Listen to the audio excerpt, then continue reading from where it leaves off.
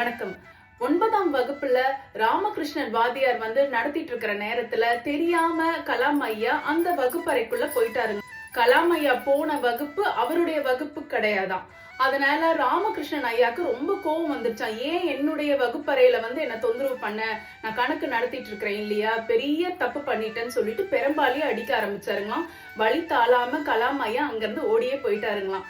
கொஞ்ச நாட்கள் கழித்து இதே கணக்கு பாடத்துல கலாம் ஐயா 100க்கு 100 வாங்கினாருங்களாம். கலாம் ஐயாவுடைய மதிப்பெண்ணை பார்த்த ராமகிருஷ்ணன் வாத்தியாருக்கு அவ்வளவு ஒரு சந்தோஷமா அவருடைய முதுகுல ஒரு அன்பா ஒரு தட்டு தட்டினாருங்களாம். தட்டினது மட்டும் இல்லாம சொன்னாருங்களாம், என்கிட்ட பெரும்பால எந்த மாணவன் அடி வாங்குறானோ அவன் ஒரு காலத்துல பிரபலமாகுவான், இந்த உலகமே அவனை பத்தி பேசும், இது என்னுடைய ராசின்னு சொன்னாருங்களாம் கலாம் ஐயா கிட்ட. இந்த சம்பவத்துல இருந்து நம்ம என்ன தெரிஞ்சுக்கிறோம்னா, அடித்தாலும் அணைத்தாலும் ஆசிரியர்கள் வழிகாட்டுதல்ல போற மாணவர்கள் என்னைக்குமே உயர்வு நிலைக்கு தான் போவாங்க.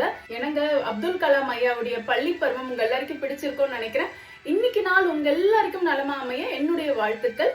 கலாம் ஐயாவுடைய வரலாறு நாளையும் தொடரும். நன்றி, வணக்கம்.